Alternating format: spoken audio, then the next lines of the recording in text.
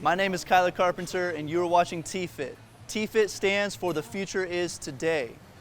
Today we will be talking about assessments. Assessments is actually one of the first things that you should do when you come in the gym. It's one of the first things that personal trainers do when you hire them. So let's get you guys operating like a personal trainer, okay? So you're gonna have 5 assessments that I will walk you guys through, and you'll perform on yourselves to see if you have any mobility or imbalances, okay? These 5 assessments are going to be number 1, the ankle wall test, number 2, the shoulder wall test, number 3, the squat, number 4, 90-90, and number 5, seated hamstrings. Assessment number 1 is called a shoulder wall test. I got this from Mind Pump. I'll put those guys in a link down below.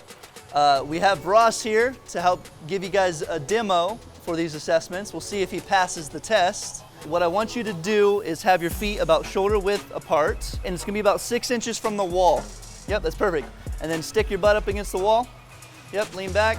This stick is the cheater stick. This is what's going to keep you from cheating. You're gonna put it about your belly button height. Again, it's to keep your back flat so you don't cheat the movement. You're gonna put your arms up in a W. Oh, and the stick already fell. Already cheating. Oh, dang. And then what I wanna see, ideally, is like shoulders, elbows, and hands are actually all the way flat up against that wall. And this is kind of hard for Ross. I've actually trained Ross for 6 months, 8 months now, and this has gotten a lot better. So we're improving constantly. So once you're in the W, we're gonna go up to a Y, and hopefully you can stay on the wall the whole time. Some people will hit a block and they can't get any higher.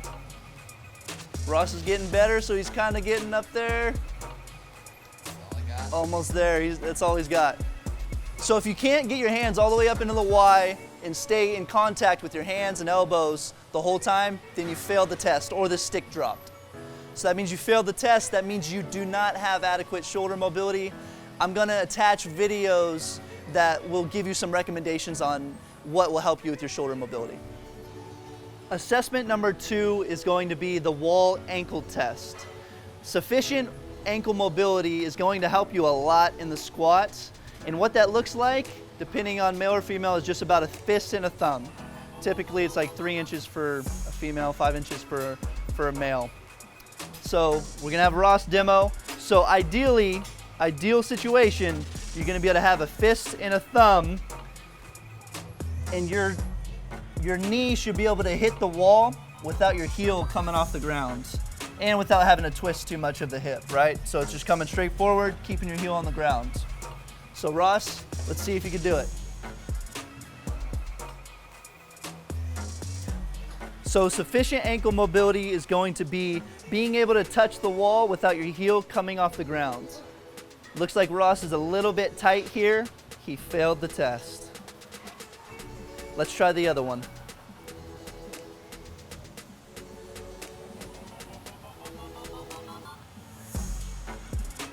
Okay, so we do look a little bit restricted. So I would recommend going to the channels that I recommend in the comments down below and watching videos on ankle mobility. Our third assessment is the squat. There's so many different things that will show me as a trainer or you at home. You're looking for foot pronation, feet collapsing or turning out. You're looking for the knees coming in. You're looking for lower back arching. So we're gonna have Ross demo for us. Put your arms up about equal with your ears.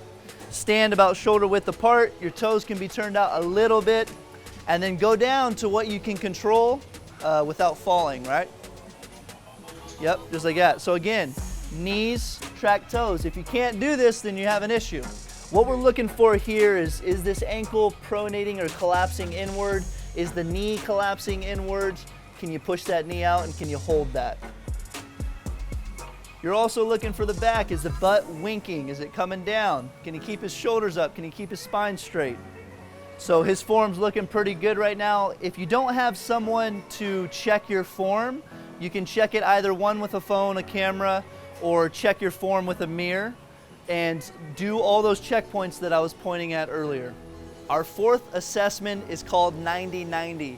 This movement is phenomenal for the hips. It's going to tell you a lot about hip internal rotation, meaning this way, and hip external rotation this way.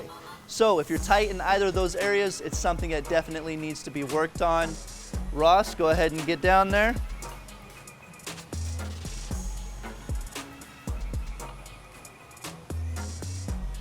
So this front hip is hip external rotation, and again, 90-90, so 90 degrees, 90 degrees, that's hip internal rotation. In order to check your internal rotation, Ross, open up your shoulders, pull your hand, put it back on the ground. Do you feel a pinch in your hip right here? Or does it feel okay? It feels okay.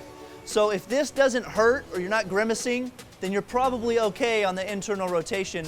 Right now, this is his right hip. So right hip is okay. So now we're going to check your left hip. And we're going to check the external rotation of the left hip.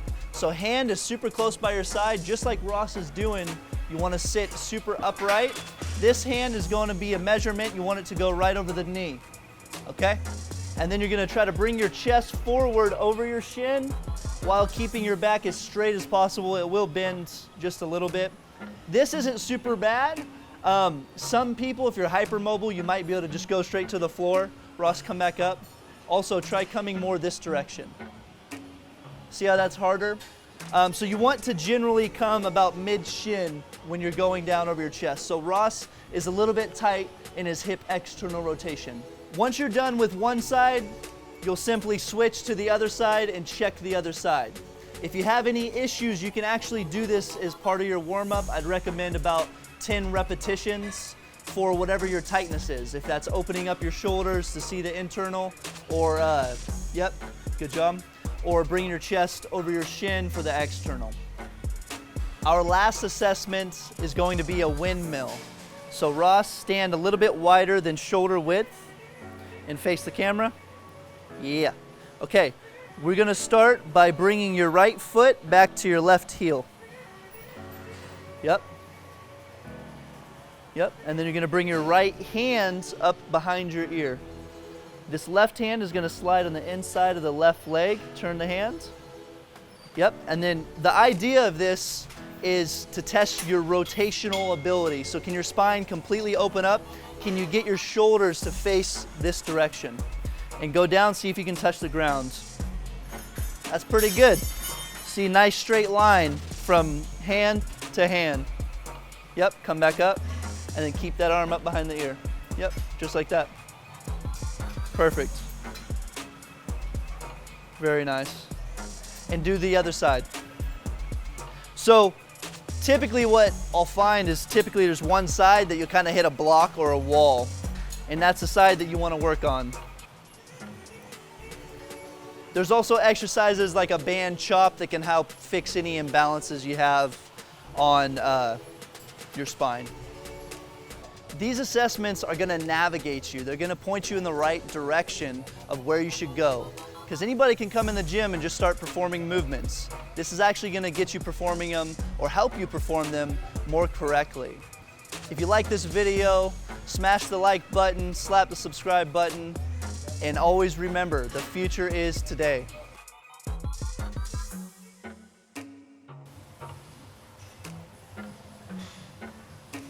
Are you okay? Are you good? You're done.